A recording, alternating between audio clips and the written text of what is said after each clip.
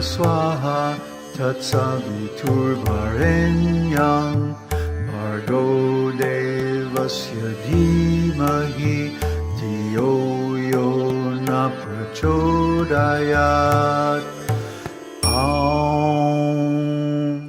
Now for the second line. Tat savitur varenyam. You are that, the highest God.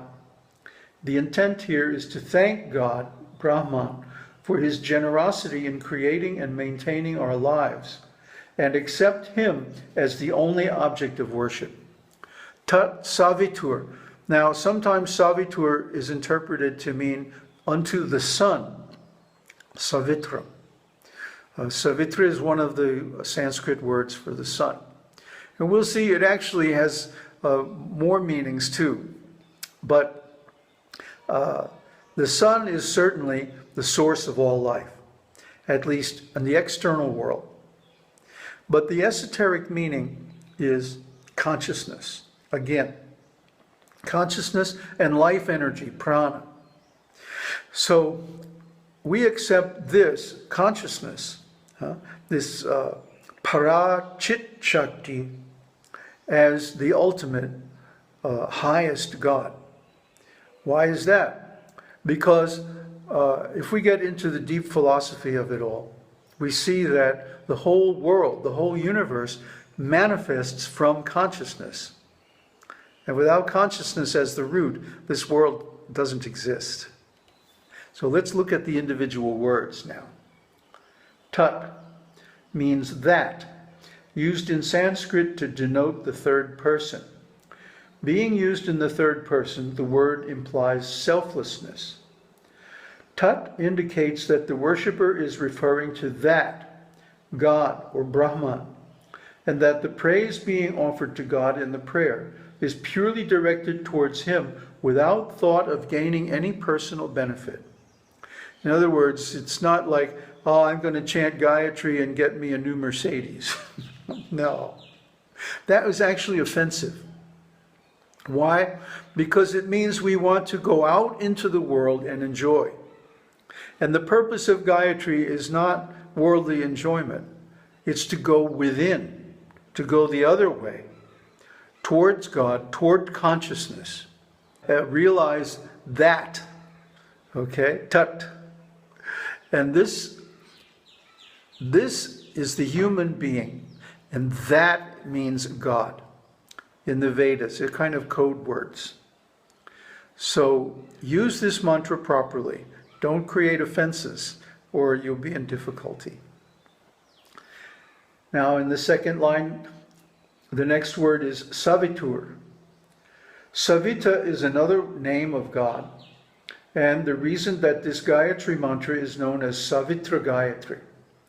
Savita means that God is the fountainhead, the source of all and everything. The universe exists only through his divine grace. It describes God's ability to create and sustain the universe and destroy it in the fullness of time. So God is the cause, the maintainer, and the destroyer. And although he manifests different forms to perform these functions, actually he is one. Savita also indicates God's gift to mankind. Humans also have the Shakti of Savita in limited amount. This Savita Shakti impels humans to do something, commonly known as the creative urge. Mankind creates art and scientific advances through this Shakti. Savita also means procreation. Hence, Savita can also be thought of as meaning father, mother. So through this Shakti, we procreate, we reproduce, and we also make things and do things in the world. So the prime purpose of having this Shakti is to fulfill God's purpose in the world and help ourselves and others attain self-realization. Finally, the power of Savita enables mankind to distinguish right from wrong and vice from virtue.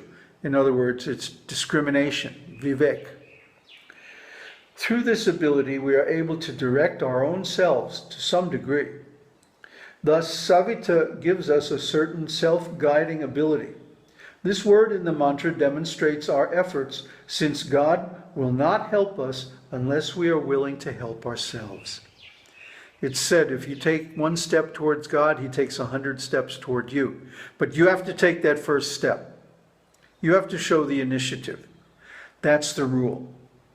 So if you just sit and say, okay, I'm going to wait until God gives his mercy, it's not going to happen.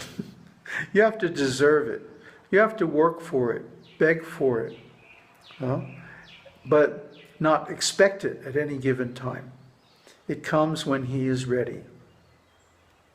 So next is Varenyam. Varenyam signifies our acceptance of God and can be translated as one who is worthy. Though people are always after material riches of the world, more often than not, once they have been achieved, they are a disappointment. God, however, once realized and achieved, is truly fully satisfying. We therefore accept him as the highest reality and dedicate our life and efforts to him. Like, why am I doing this? Why am I making these videos? It takes a lot of time and energy. Well, one reason is to clarify my own thinking. But another reason is to help others attain the benefits that I've realized and enjoyed by these different methods. So please, try it. Don't just watch the video like entertainment, but put it into use in your life and get the benefit. Varenyam can also be interpreted as signifying one who is eligible. We choose Brahman to be our protector and guide because no other deity can excel his qualifications. We place everything in his hands and accept him unconditionally with pure devotion. This is called surrender. And when we surrender to God, then God showers us with all kinds of blessings. And this is another one of those things that just has to be experienced. Now the third line is, Bhargo Devasya Dhimahi. I meditate on that divine Son. The intent here is to ask God, Brahman, for forgiveness by demonstrating awareness of our impurity, which can be cleansed only through meditation upon and intimate contact with God. This triad is a further description of the attributes and qualities of God, his functional and instrumental rather than intrinsic qualities, and our relation with him through these qualities. In other words, we know that we are not in our optimal state. We are aware of this. Therefore, we take that first step and do this sadhana. We don't wait for God to purify us. It's not going to happen. If we don't take that first step, he's going to assume that we're fine with where we are and just leave us here. So you must take the initiative. And how? Meditate on this divine light within. When you get good concentration, you'll see the light. You'll see it within yourself. And you'll also get the bliss that signifies and corresponds to, or rather confirms, this experience of meditation. Bhargo signifies the glorious light that is God's love and power. It indicates his complete purity. Being absolutely pure himself, God also has the ability to purify those that contact him. Thus, Bhargo indicates God's power to purify and destroy all sins and afflictions. In the same way as metal ore placed into a fire yields the pure metal, by attaining intimate union with God, realizing his divine, formless form, establishing unity and oneness with him, we can cleanse ourselves and be made pure by his association through divine grace. So does that mean the soul is in need of purification? No. What it means is that the impurities simply have to be wiped away. It's just like if you have gold mixed with other metals. You put it in the fire to separate them and bring out the pure gold. The gold is already there. And the gold is pure in itself. But when it's mixed with other things, then it doesn't demonstrate its intrinsic qualities of Sat Chit Ananda, being eternally, and consciousness and bliss, unlimited. So what we do when we do sadhana is we simply wipe away these extraneous things, usually the mind and personality and ego and so forth, to arrive at the essence.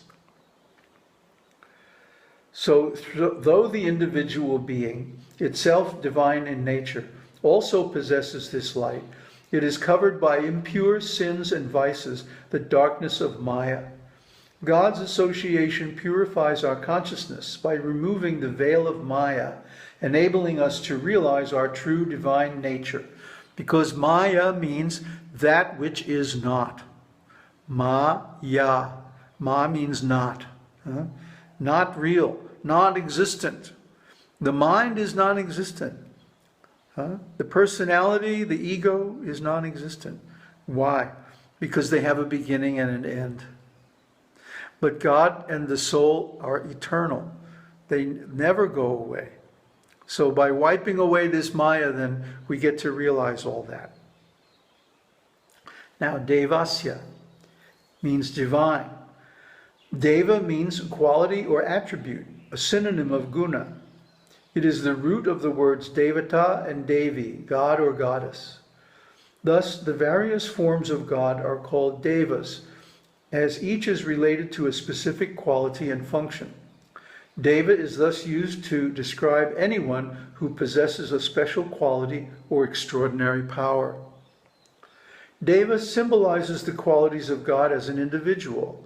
It implies the inherent oneness of those apparently different forms, avatars, and thus it describes the fundamental unity of God. It affirms the central Vedic principle, Ekam Sat Vipra Bahuda Vadanti. God, or truth, is one, but wise men call him or it by different names. Deva indicates the multifaceted entity that is the absolute personality of God. It describes the functions, roles, and different attributes of God, symbolizing his absolutely essential nature, for nothing can exist without God. So God has both a personal and impersonal form. The impersonal form is formless, but he can manifest any kind of form or person at will. So when he does this is called avatar. But then those avatars are again absorbed into Brahman. So finally, Dhimahi. Dhimahi means to meditate and focus our mind on God. Worldly thoughts render our minds impure. Thus we are unable to realize the absolute purity of God. Meditation on God implies that we remove all other thoughts from our mind. Then we can concentrate and direct our mental energies toward communion with God. And finally, the fourth line, Dhiyo yo na prachodayat. Please grant us the intelligence to realize the self. The intent here is our request to God. Our consciousness is the light of life within that acts on our body via the intellect. We ask God to make this contact pure and righteous. The individual being is inherently pure, being itself divine in nature. The body is under the control of the mind and consciousness. The link is the mind, which is affected not only by the being, but also by the outside world. We ask God to help us to improve our intellect and guide it towards ultimate realization of the self. In other words, to remove the influence of the outside world and to bring it under the influence of consciousness or God within. So the words, Dhiyo, intellect, is the essence of this line. Having firmly set God in our hearts, we now emphasize his presence and influence on our mind and intellect. Material prosperity holds no value for the person who is truly devoted to God. Pain and suffering are of no consequence to him. In ecstatic contact with God, he is imbued with God's own divine bliss. All worldly sorrows pale to nothingness in comparison. However, one must live in the world. Thus, it is important that our intellect remains focused on serving God to the best of its ability through the medium of the body. Otherwise, if we act on our own for our selfish purposes, we're going to be in trouble. Then there's karma, because we're asking for things for ourselves, for our own benefit. Therefore, we have to pay for them. It's only right. By intellect, one is able to cultivate all other qualities. Intellect is the key to all other things in life. It is the most important possession. In the Gāyatri mantra, we ask God to gift us with the highest type of intellect, meditative intelligence, and to show us how to use it to realize Him. That's the real purpose of this intelligence, this brain that's given to the human being. So, yona. Yo means who or that, and signifies yet again that it is not to anyone else that we direct these prayers, but to God alone. Only God is worthy of the highest adoration. Only God is perfect and free from all defects. It is that God to whom we offer these prayers. Naha means ours, signifies the selflessness of the request we make of God in this part of the Gāyatri mantra. We offer this prayer and make the request of God not simply for ourselves, but for the whole of humanity. We seek the uplift of the whole society. Vedic philosophy has, since the beginning, recognized the concept of Vasudhaiva Kutumbakam. The whole world is one big family. Thus we pray not only for ourselves, but for each and every member of that great family, that we may all benefit from the greatness and generosity of the all-loving God. So, Osho used to say, when one person becomes enlightened, the whole universe becomes enlightened.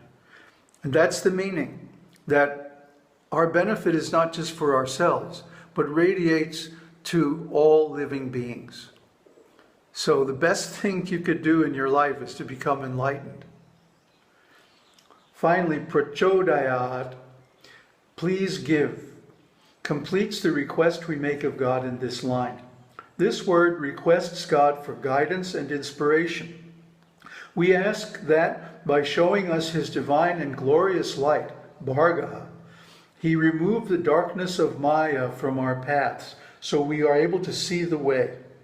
We ask Him to direct our energies in the right way, guiding us through the chaos of this world to find sanctuary in the tranquility and peace of God Himself, the root of all happiness and the source of true bliss. So that's the word-for-word meanings of the Gāyatri mantra. And as you can see, it's quite deep. It's not easy to make a translation. In fact, you'll find every translator translates it differently depending on their views. So then what does it really mean? Well, the real meaning is revealed by the practice of the mantra. You have to chant this mantra, then you can understand the meaning. So finally, let's go through the simple translation and the mantra again and see how they relate. Om means O Brahman, Bhur-bhuva swaha, being consciousness bliss, present everywhere. Tat savitur varenyam, you are that, the highest God. Bhargo devasya dhimahi, I meditate on that divine Son. Dhiyo yo na prachodayat, please grant us intelligence to realize the Self. Om Harihi Om. Om Bhur-bhuva swaha tatsavitur varenyam Bhargo devasya dhimahi Dhiyo yo na prachodayat.